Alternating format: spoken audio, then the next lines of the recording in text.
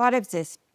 2 ամսից Հայաստանն իր նորանկախ պատմության մեջ կկանգնի ամենալուրջ ու թերևս ճակատագրական իրադարձության ազգային ժողովի ընտրությունների առջև։ Մեր երկրի քաղաքացիների վճռական ձայնը կորոշի, պահպանելու է Հայաստանի Հանրապետությունը դարավոր փորձություններով, բայց եւ հաղթանակներով նվաճած իր անկախությունն ու ինքնիշխանությունը, թե շարունակելու է ներկա իշխանությունների որդեգրած ընթացքով սրընթաց գահավիժումը, վերջնականապես իրականացնելով թուրք-ադրբեջանական համատեղ երազանքը։ Արդեն հայտնի է, թե ովքեր են մասնակցելու հունիսի 7-ին Հայաստանում կայանալիք խորհրդարանական ընտրություններին, ինչ դաշինքներով, նպատակներով ու ծրագրերով։ Այս պահին ուժերի դասավորվածության, նրանց հարաբերությունների եւ հնարավորությունների մասին ենք զրուցելու Հայ հեղափոխական դաշնակցության Հայաստանի գերագույն մարմնի ներկայացուցիչ, ազգային ժողովի Հայաստան խմբակցության падգամավոր Իշխան Սաղաթելյանի հետ։ Բարև ձեզ, պարոն Սաղաթելյան։ Շնորհակալ եմ այս գերլարված շրջանում ժամանակ գտնելու եւ ընկալվելու համար։ Պարոն Սաղաթելյան, մարտի 16-ին հայտարարեցիք, որ Դաշնակցությունը առաջիկա խորհրդարանական ընտրություններին կմասնակցի Հայաստանի երկրորդ նախագահ Ռոբերտ Քոչարյանի հետ միասնաբար Հայաստան դաշինքով։ Ինչու Դաշնակցությունը որոշեց պահպանել նախորդ ընտրություններին մասնակցության ձևաչափը։ Շնորհակալություն հարցի համար։ Մենք նախ կարևորելով անցնող 5 տարիների համատեղ գործունեությունը, հաշվի առնելով երկրի առջև կանգնած մարտահրավերները, այս ընտրությունների կարևորությունը, այո, որոշում ենք կայացրել պահպանել Հայաստան դաշինքի ձևաչափը, որտեղ մեզ միացել են նաև Առաջ կուսակցությունը, տարբեր հանրային հասարակական քաղաքական գործիչներ, ամբողջի նպատակը ուժերը եւ ջանքերը մեկտեղել այս չարիքի իշխանության վերարտադրությունը կանխելու համար։ Մենք խնդիր չունենք առանձնաբար մասնակցելու կամ շեմը հաղթահարելու այդ մտահոգությունը չունենք, բայց երբ որ միմյանց փող լրացնող ուժեր եւ այդ ուժերի ջանքերը միավորում ես, բնականաբար արդյունքը շատ ավելի լավն է լինում։ Մեր գլխավոր նպատակը շարունակում է մնալ այս չարիքի իշխանության վերարտադրության կանխումը։ Հենց այս նպատակով մենք կայացրել ենք այդ որոշումը, նաեւ կրկնելով արժևորելով այն ճանապարհը, որ անցել ենք այս ժամանակահատվածում։ Իմիջիայլոց սա Հայաստանի նորանկախ պատմության մեջ շատ բացառիկ կամ եզակի առաջի դեպքն է, որ նախընտրական դաշինք ընտրություններից հետո ոչ միայն չի փլուզվել, այլ երկրորդ անգամ գնացել է դաշինքի պարզ պատճառով մեր առջև դրած խնդիրը պետք է հաղթահարենք եւ երկրի առջև կանգնած մարտահրավերները թելադրում են, որ պետք է հնարավորինս ջանքերը մեկտեղել, որովհետեւ գործ ունենք մի իշխանության հետ, որը ամեն ինչ անելու է վերարտադրվելու համար։ Հետևաբար մենք մասնակցում ենք Հայաստան դաշինքով, որը քաղաքական դաշտի եւ ընտրություններին մասնակցող ֆավորիտ ուժերից մեկն է, ամենակոփված, ամենաքաղաքական, ամենաարմատական եւ ամենափորձառու թիմերից մեկն է, որը մասնակցել է ընտրություններին։ Եվ հատկապես որ միավորում են նույն գաղափարախոսությունը։ Անշուշտ, անցած ճանապարհը, փորձառությունը, նպատակի իրականացումը, այս ամեն ինչը բերել է մեզ այդ եզրակացության, որ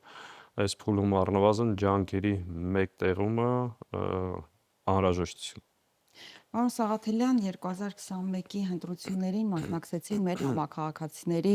կեսից ավելի քիչ զանգվածը, որի պատճառով Փաշինյանը խորհրդարանական մեծամասնություն ստացավ, ինչպես գիտենք։ Այսօր նրա վարկանիշը թեև էականորեն նվազել է, բայց նաև այնքան էլ հստակ վստահություն կարող ենք ասել, որ չի ձևավորված դեռ ընդդիմության նկատմամբ։ Այս պատկերով ինչ եք կարծում, ինչը կստիպի հունիսի 7-ին մեր քաղաքացիների արդեն ավելի մեծ մասին գնալ ընտրության եւ ձայնը տալ հենց ընդդիմության ներկայացուցիչներից որևէ մեկի։ Նախ հարցի առաջի մասի հետ կապված ես համաձայն չեմ ձեր տեսակետի հետ, որովհետեւ ընդդիմության միասնական ձայները այսօր բոլոր սոցիոլոգիական հարցումներով շատ ավելին է, գրեթե կրկնակի, քան Նիկոլ Փաշինյանը։ Ակնհայտ է, որ անցնող տարիների ընթացքում նաև պայմանավորված մեր ամենօրյա գործունեությամբ երկրում տեղի ունեցած տարբեր շարժումների, առհասարակ ընդդիմության, ազգային գործիչների, փորձագետների, ընդդիմադիր մարդկանց աշխատանքի շնորհիվ մենք կարողացել ենք մեր հասարակության ավելի լայն զանգվածի տեղ հասցնել այն սպառնալիքները, որ այս իշխանության վերարտադրության դեպքում տեղի կունենա։ 21 թվականի ընտրությունները բոլորովին այլ պայմաններում, այլ մթնոլորտում եւ այլ իրավիճակում տեղի ունեցան, հետպատերազմյան շոկի մեջ, երբ որ կրկին նույն օրակարգը պատերազմ թե խաղաղություն ինքը այն ժամանակ կարողացավ ըստեյության մոլորեցնել մեր ժողովրդին։ Հիմա կարծում եմ դա չի ստացվի, դա այդ մասին վկայում են բոլոր սոցիոլոգիական նաև հարցումները, մեր ամենօրյա շփումներն ու աշխատանքները։ Ես քիչ առաջ Թումանյան փողոցից մինչև Հանրապետության հրապարակ քայլել եմ, 6 հոգի մարդ է մոտեցել ճանապարհին։ Այսինքն, որ երբ ենք այս չարիքից ազատվում, ինչ ենք անում, հաջորդ քայլը որն է։ Եվ զգում ենք, որ օրեցօր այս մթնոլորտը փոխվում է մեր երկրում, անշուշտ ընդդիմությունը մեծ աշխատանք ունի անելու, շատ մեծ ծավալի աշխատանք ունի անելու եւ կարծում եմ ճիշտ ուղղությամբ ենք գնում, արդյունքը անխուսափելի է լինելու։ Մոլորեցնելուց խոսեցինք, գաղտնիք չէ, որ այո, Փաշինյանը իր ընտրազանգվածի վրա դրական ազդեցություն է թողնում հիմնականում հոգեբանական մանիպուլյացիաների, այսպես կարճաժամկետ եւ ստահոդ ականջ շոյող, պարզապես խոստումների միջոցով։ Ընտրողների մի մասն էլ գուցե անգիտակցաբար, բայց կուլ է տալիս այդ խայծը։ Սա նկատի ունենալով, որոնք են, ասացիք, շատ մեծ աշխատանք պիտի տարվի, այո, որոնք են լինելու Հայաստան դաշինքի այն թիրախային ուղղությունները, որոնցով առաջնորդվելու եք, որպեսզի էապես եւ արմատական նոր մոտեցումներով արդեն լինեք ընտրողների առջև։ Տեսեք, նախ առաջինը,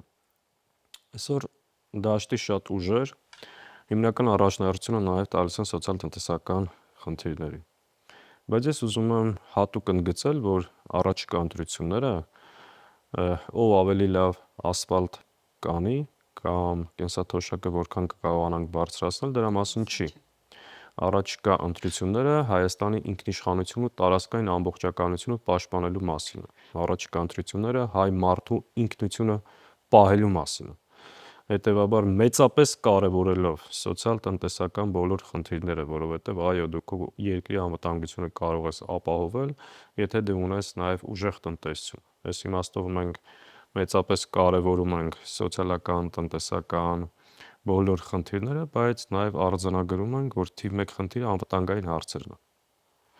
Այս իմաստով մեր առաջնահերթությունը այո լինելու է անվտանգության վերաբերյալ հարցերը, մենք այդ մասին արդեն ծրագրային դեպքերով խոսել ենք, առաջիկայում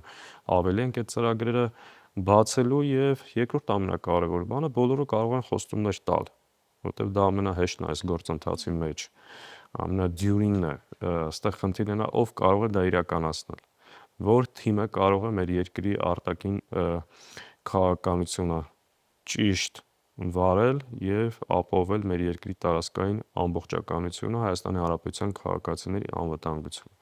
Այս իմաստով կարծում եմ մեկը կսիրի, մեկը չի սիրի, բայց առնվազն կասկածի տակ դնել չի կարող մեր կարողությունները ու նաեւ անցած ճանապարհը դրա մասին է խոսում։ Այս դաշինքի ուժերը երկրի պաշտպանության գործում, այնուհետև նաև երկիրը ոտքի կանգնեցնելու գործում ունեն անցյալ, ունեն պատմություն։ Պարոն Սաղաթելյան, ընդդիմության կողմից հավաքաբար իշխանությունից ավել ձայներ ստանալու դեպքում Հայաստան դաշինքը պատրաստ է արդեն հետընտրական փուլում միավորվել, առավել արդյունավետ աշխատանք շարունակելու համար։ Միավորվել նկատի ունեք այլ ընդդիմադիր ուժերի հետ։ Ես այսպես ձևակերպեմ, նրանք միակ ուժն են, որ շատ հստակ եւ ուղիղ հայտարարել են,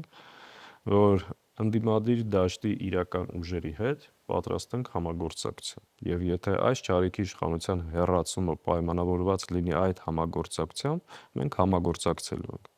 Այս պահին բնականաբար մենք ձգտում ենք առավելագույնի, որտեղ մենք գտնում ենք ունենք լավագույն թիմը, լավագույն ծրագիրը, առաջնորդությունը երկիրը իրավիճակից դուրս բերելու համար։ Ով ում կմիանա, ով ում հետ ինչ ձևաչափով կհամագործակցի, դա ցույց կտա ընտրությունների արդյունքները եւ դրա որոշումը խորքի մեջ մեր ժողովուրդ։ Բազմիցս նշել եք, որ ձեր թիրախում միայն իշխանությունն է, իսկ ընդդիմության դաշտում միայն պայքարի գործընկերներ են։ Այս պահին այդ գործընկերային կոչին կարծեք թե այնքան էլ ընդառաջ եկող ուժեր չկան։ Եկող ուժեր կան, ընդհանուր համաձայնություն առնվազն հարցերի շուրջ կան, Այստեղ խնդիրը համագործակցության ձևաչափերի մեջ, բայց սրանց կողքին կան բնականաբար լուսանցքում հայտնված ուժեր, որ պարբերաբար ոտքի տակ են ընկնում, առիթ ունեցել ենք արձագանքելու, եթե այդ նախազգուշացումները արդյունք չտան, շարունակեն, դրանից համապատասխան եզրակացություններ կանենք։ Կան նաև այլ հատված լուսանցքում հայտնված, որ ոտքի տակ է ընկնում, որպեսզի ուշադրություն դարձնենք իրենց վրա, չենք դարձնել, որտեղ իրենք հետաքրքիր չեն պարզապես։ Իրենք ամբողջ այս իրավիճակը, մարտահրավերը, այս իշխանությանը թողել են այսօր շատ ընդգծված, ուղղորդված, հետևողականորեն պայքարում են Հայաստան դաշինքի դեմ, թող շարունակեն պայքարել։ Մենք կարծում եմ այդքան ռեսուրս, հնարավորություն ունենք, եթե անհրաժեշտ է, ու արդեն կարծես թե անհրաժեշտ է 2-3 ճակատով պայքարել եւ դա մենք կանենք, որևէ ազդեցություն մեր քայլերի եւ գործողությունների վրա այս լուսանցքում հայտնված որոշները չեն կարող ունենալ։ Դե ուժեղների պայքարին միշտ հետաքրքիր է հետևել ամեն դեպքում։ Մենք պատրաստ ենք եւ կարծում եմ այս անցած ճանապարհն էլ դրա մասին նա է խոսում։ Իմիջիայլոց ի տարբերություն շատերի էլ այս 5 տարվա մեջ մենք չենք խուսափել դեմ առ դեմ պայքարելուց։ Մեր պայքարը համակարգչի առջև նստած չի եղել։ Հարկ եղած դեպքում ստանձնել ենք պատասխանատվության, մարդկանց փողոց ենք հրավիրել, փորձել ենք իրավիճակ փոխել, պայքարել ենք, այս ամեն ինչի միջով անցել ենք։ Այսօր եթե հայտնվել են մարդիկ, որ փորձում են այդ անցած ճանապարհը վարկաբեկել, չգնահատել, մենք մեր ժողովրդի հետ իմիջիայլոց տարբեր առիթներով ասել եմ, մեկ անգամ եւս ասեմ, շնորհակալ եմ բոլոր քաղաքացիներին, ովքեր այս ընթացքում չփոխվեցին, իրենց տեսակը պահեցին եւ պայքարեցին։ Նրանցից շատերը այսօր անազատության մեջ են, մեր սարքազաններից սկսած կուսակցական ընկերներից Իգոր Սարգսյան, Արթուր Սարգսյան, մեր պատգամավոր բազմաթիվ ընկերներ, անհատապես քաղաքացիների անունները չասեմ, անցել ենք այդ ճանապարհը, պատվով ենք անցել եւ շարունակելու ենք պատրաստ ցանկացած սցենար։ Եվ այս շրջանում բոլորին եմ տալիս այս հարցը, որքանով եք հավանական համարում գործող իշխանության հեռացումը ընտրություններից հետո։ Եթե հավանական չհամարենք, այս ընտրություններին չենք մասնակցի։ Այսինքն դա միանշանակ հավանական համարում ենք եւ իմիջիայլոց այս մասն էլ ասեմ, շատերը այսօր փորձում են ընտրության դեմ խոսել, անընդհատ տարածել ընտրություններով բան չի փոխի։ Գիտեք, այդ ընտրությունները այլևս անխուսափելի են։ Այս ընտրությունը հնարավորություն է վիճակը փոխելու եւ այս պարտությունների, զիջումների նվաստացման շղթան կտրելու համար։ Այս հնարավորությունից չօգտվել, ամեն ինչ չանել, որ այս հնարավորությունը դառնա սրանց վերջը, մեր համար անհասկանալի է։ Հետևաբար մենք մեր բոլոր հնարավորություններով, բոլոր ուժերով որևէ ջանք չենք խնայելու հունիսի 7-ի ընտրություններով այս իշխանության ընթացքը կասեցնելու եւ վերարտադրությունը կանխելու համար։ Եվ այս կոչով դիմում ենք մեր հանրությանը, մեր ժողովրդին, մեր պայքարի ընկերներին, մեր գործընկերներին, բոլոր սլակները ուղենք եւ պայքարենք։ Մենք հավատում ենք դրան ու դա տեսնում ենք հնարավորություն։ Այսինքն ակնհայտ է, որ այս իշխանությունը չի կարող 53% քվե հավաքել, ոնց որ հավաքեց 21 թվականին։ Դա բացառվում է։ Դա մենք ամեն օր տեսնում ենք։ Հիմա ակնհայտ է, չէ, որ փորձելու ընտրությունները կեղծել։ Մեզ ասում են կկեղծի, մենք ասում ենք այո, գիտենք։ Բա մեր գործը դրա դեմը առնելն է։ Պետական ապարատ, վարչական ռեսուրսներ, ձերբակալություններ, հալածանքներ անելու է, այո։ Բայց երբ որ մենք կազմակերպենք մեր հանրությանը, կազմակերպենք մեր ժողովրդին, ցույց տանք համապատասխան